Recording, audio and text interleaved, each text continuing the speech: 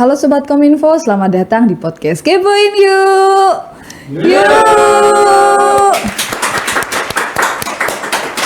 Bersama Novita di sini sebagai host. Nah, Sobat Kepo, bicara soal kepercayaan pelanggan, ada salah satu logo yang dimana di setiap produk itu menjadi center point of view bagi semua customer, bagi semua konsumen yang mencari sebuah produk. Nah, di setiap produk itu ada yang namanya logo halal. Tapi gimana sih cara proses dari UMKM bisa mendapatkan logo halal ini? Banyak nih teman-teman dari pelaku UMKM pasti banyak yang mikir, kira-kira ngurusnya gampang nggak ya? Mahal nggak ya? Penting banget nggak sih buat di produk UMKM-nya? Nah, tenang aja. Hari ini kita akan membahas mengenai sertifikasi halal yang akan disampaikan oleh pendamping sertifikasi halal area Jawa Tengah. Nah, sudah hadir di studio kita. Beliau adalah Mbak Diah Ayu Puspitasari, pendamping sertifikat halal area Jawa Tengah. Selamat datang Mbak Ayu. Selamat datang. Terima kasih teman-teman. Ya, gimana kabarnya hari ini? Alhamdulillah sehat. Baik, sehat. Alhamdulillah. Masya Allah. Mbak Ayu, sebelum kita kepo mengenai sertifikasi halal nih, kelihatannya nih lagi semangat banget nih ya Mbak Ayu nih. Iya. Boleh cerita? Abis keliling-keliling nih Iya, dari nih kayaknya. desa-desa ini.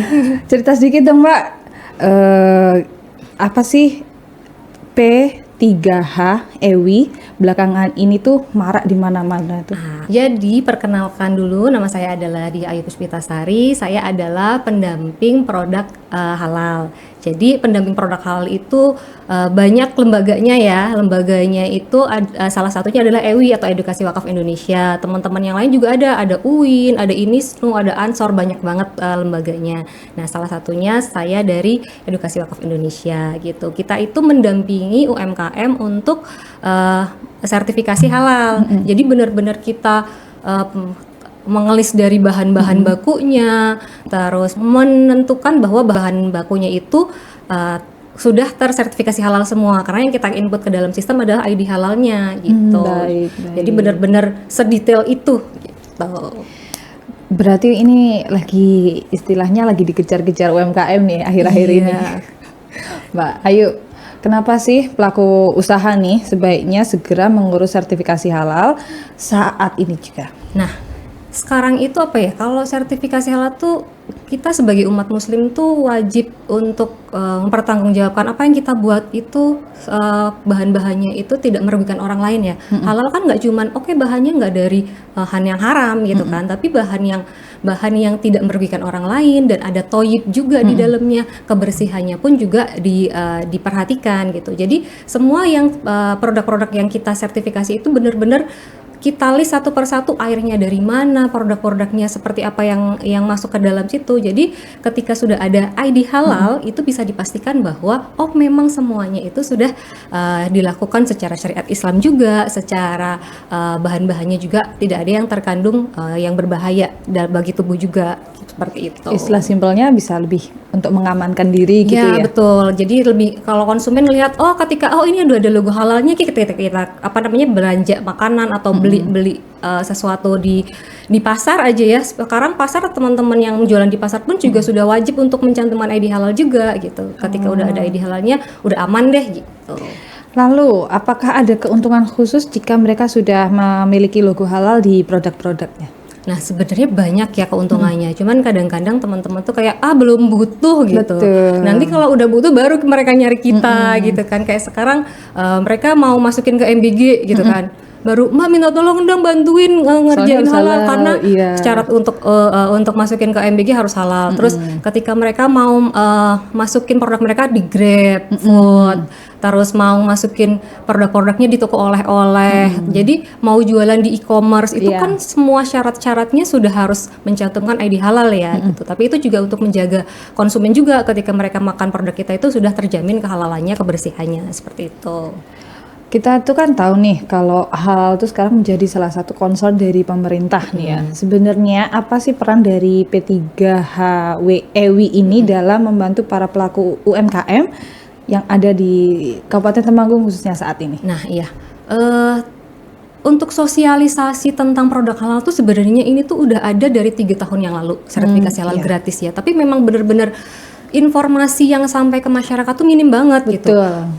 Kita bingung nyari UMKM, nyari-nyari udah halal belum, yuk dihalalin dong gitu. Iya, Padahal sedangkan banyak juga UMKM yang di daerah-daerah mereka butuh dan mereka nggak tahu nih mau kemana gitu Iya. kan. Jadi fungsinya kita di sini untuk memberitahukan kepada teman-teman UMKM bahwa ini loh ada pendampingan produk halal untuk mendaftarkan produk-produk mereka mendapatkan sertifikat halal itu juga gampang kok gitu. Mereka tinggal duduk aja di rumah kita yang datang gitu kan. Jadi Gitu. bisa dijelaskan lebih detail nggak sih ini? Ini kan katanya infonya kalau pendampingan sertifikasi halal itu 100% gratis gitu ya Ya. katanya. Tapi bisa dijelaskan lagi nggak secara lebih detail apa aja bantuan yang akan diterima para pelaku UMKM yang diberikan oleh P3H EWI ini? Oke, jadi setiap tahun itu ada sertifikasi halal gratis dari pemerintah. Nah, tahun kemarin itu ada 1.140.000 untuk UMKM. Nah, tahun ini alhamdulillah naik lagi nih. Wah, lebih Jadi banyak nih ya. 1.350.000 sertifikasi halal gratis untuk UMKM gitu. Jadi nanti mereka tuh tinggal ngubungin kita dan kita yang ke sana, kita yang mendampingi karena kita memang harus ngecek tempat usahanya gitu kan, harus tahu bahan-bahannya apa segala macemnya. Jadi teman-teman UMKM jangan nggak usah rempong, nggak usah takut nanti gimana ada Iya. biaya apa segala macem.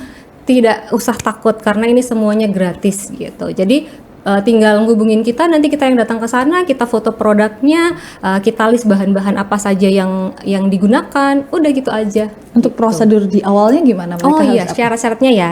Nah, syarat-syaratnya itu sebenarnya cuman KTP sama NIB sama produk gitu. iya. Karena untuk masuk ke sistem halal kan harus punya NIB ya. NIB itu udah base lah Iya, dari semuanya. wajib lah ya. Semuanya gitu. Jadi nanti kalau teman-teman yang belum punya NIB kita buatkan juga kok dan itu gratis juga gitu. Oh, iya. Dari NIB nanti kita tentukan juga KBLI-nya itu masuknya ke yang mana gitu. Jadi nanti dari KBLI-nya itu nanti kita tentuin mereka masuk dari satu KTP itu sebenarnya ya teman-teman ya dapat gratis sertifikat halal tuh 3.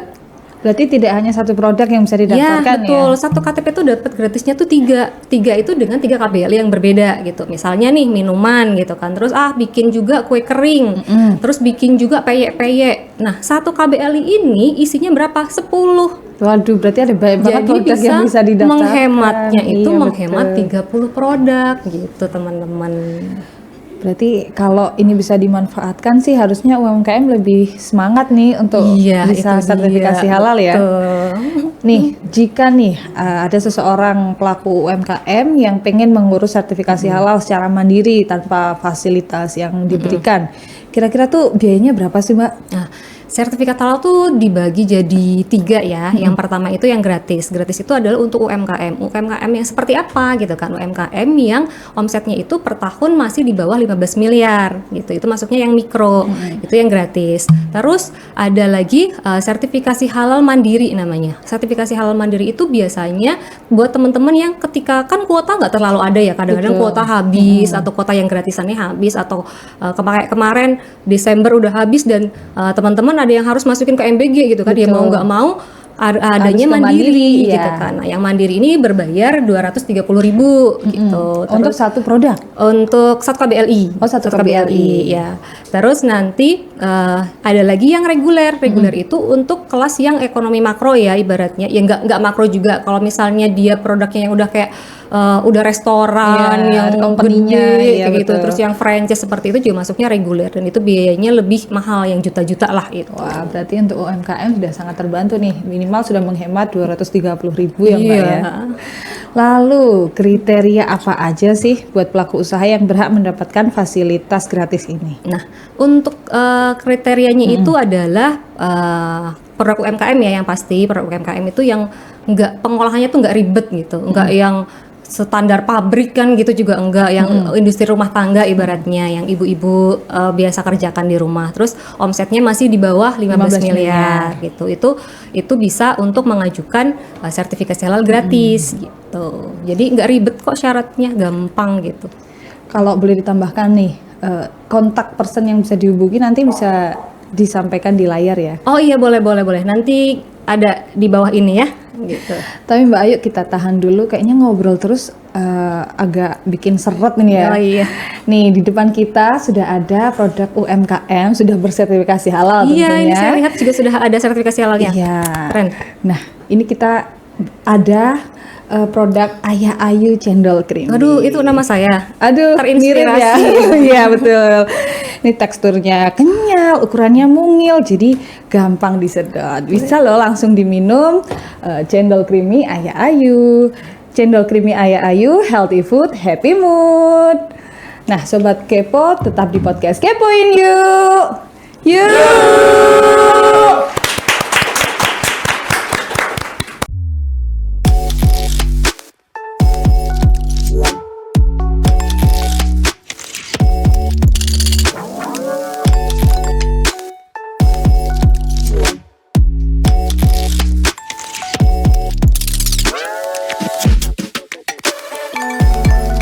Halo Sobat Kominfo, kembali lagi di podcast Kepoin yuk. Masih bersama Novita dan Mbak Ayu di sini. Aduh, mau minum dulu seger. Lanjut. Udah seger, halal lagi. Mbak Ayu, melanjutkan obrolan kita yang tadi nih. Tadi kan sudah diinformasikan tentang pendaftarannya lah.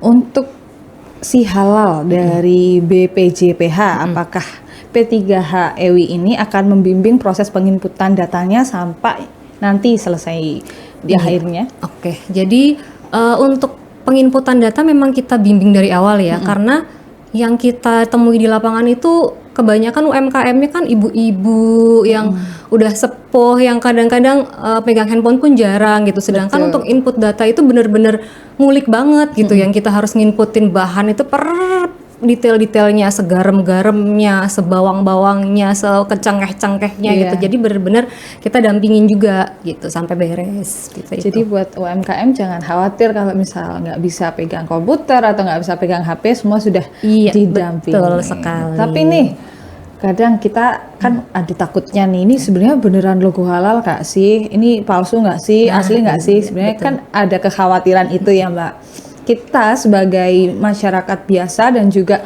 para UMKM itu bisa nggak sih mengecek ini produk beneran halal apa enggak? Nah, sebenarnya untuk banyak produk yang ketika kita lihat tuh ada logo halalnya gitu ya.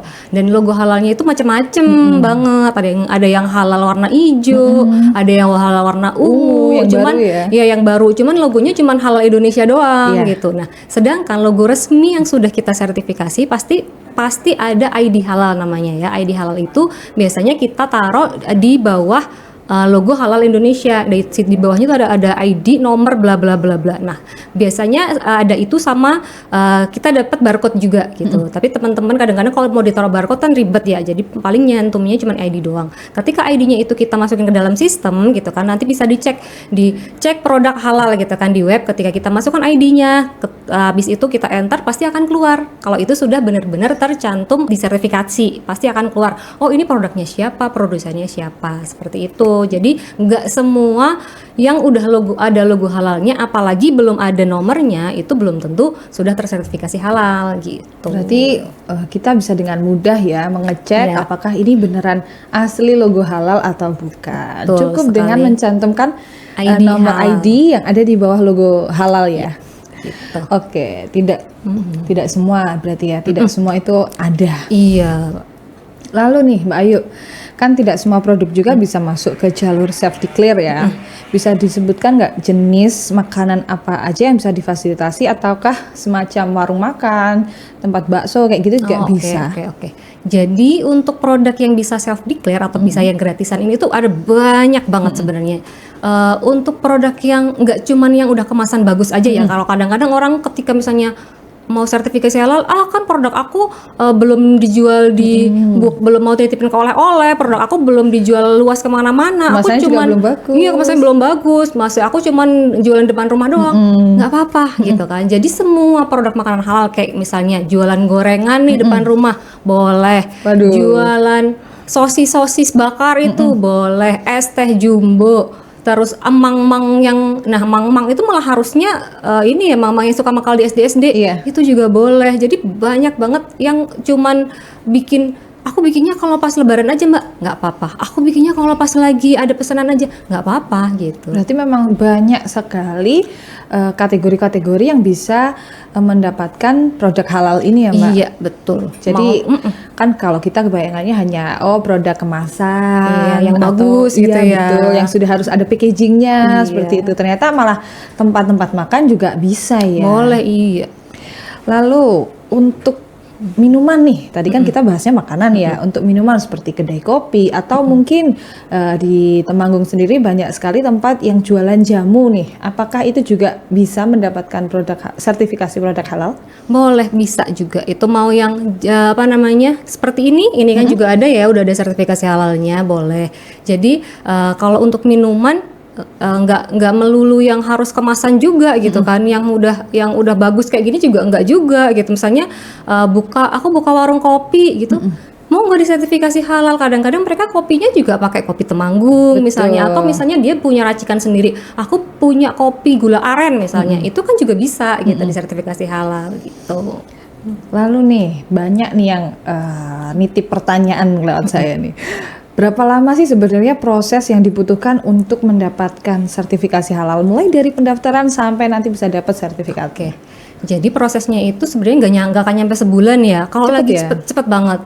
Ada lagi yang cuma berapa hari, 2 hari 3 hari udah Wih, beres keren gitu kan. kali itu. Iya, karena kebanyakan produk-produk yang cepet kayak gitu tuh kayak yang cuman kopi, terus tempe, tahu, karena memang bahan bakunya cuman satu kan. Betul. Jadi mereka ngeceknya dari Komisi Fatwa dan dari verifikator ngeceknya gampang. Oh, karena bahan bakunya cuma satu. Tapi kalau yang bahannya kayak masakan Padang bla bla bla gitu kan, yang bahannya banyak Iya, banget, betul. itu memang membutuhkan waktu yang lebih lama lagi. Jadi tergantung yang kita ajukan. Kalau misalnya yang kita ajukannya produk apa bahan bakunya simpel sedikit, itu bakal lebih cepat. Misal nih untuk makanan ringan dari mulai pendaftaran sampai misal cemilan atau kue kering besok nih buat lebaran kayak Iya, gitu, betul. kira-kira mereka membutuhkan waktu berapa lama? Paling 14 hari itu udah ini banget sih. Sudah bisa ya? Udah bisa. Jadi ini buat teman-teman UMKM yang belum punya sertifikasi halal, buruan nih Iya, sebelum betul. lebaran datang nih ya, sudah ada sertifikat halalnya. Lalu Mbak Ayu, di mana sih para pelaku usaha ini bisa menghubungi P3H EWI untuk mulai mendaftar? Nah gini, terima kasih juga buat Kominfo yang sudah memfasilitasi ini ya. Jadi untuk teman-teman yang dari UMKM dari desa-desa nih, untuk menghubungi, karena kita belum ada kantor ya di Temanggung tuh ya. Jadi bisa menghubungi di Kominfo juga. Nanti dari ke CS-nya, nanti kita bisa arahkan untuk petugas-petugas kita untuk ke sana gitu. Jadi bisa ngubungin CS Kominfo juga. Nanti kita cantumkan juga yang dari CS sayanya juga gitu. Kalau sosial media mungkin, apakah ada sosial media Instagram atau TikTok gitu? Belum ada juga Aduh, gitu. belum ada. Semoga Habis ini ya. iya, habis semoga ini. segera bisa memberikan informasi lagi Iya, lewat betul sosial sekali. media gitu ya Mbak.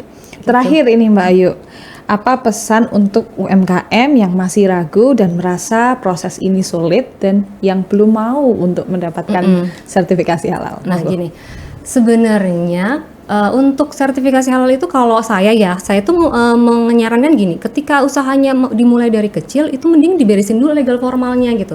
Ketika nanti udah besar, misalnya dia bikin franchise, bikin apa, itu pasti bakalan kena yang reguler dan bakalan kena lebih mahal gitu. Jadi ketika masih kecil, beresin dulu deh usaha ininya, legal formalnya. Selain itu biar masyarakat juga percaya dengan produk-produk yang sudah teman-teman hasilkan gitu. Oh ini sudah pasti kebersihannya, kehalalannya segala macam. Nah kita tuh juga kerjasama dengan Kominfo juga. Jadi teman-teman yang nanti sudah kita sertifikasi halal, produknya bakalan kita masukkan ke Smart Village. Jadi nanti ketika orang-orang yang dari luar Temanggung mau nyari produk-produk yang ada di Temanggung, kan sudah ada semuanya tuh di situ. Ada di Smart Village, ada nomor teleponnya juga, dan sudah tercantumkan ID halal juga gitu. Nah, aku mau pesan lagi satu lagi, kita juga kerjasama dengan Dinkopdak Jadi teman-teman nanti juga yang kita sertifikasi, ketika produknya udah bagus nih, udah layak jual, misalnya kemasannya udah bagus, terus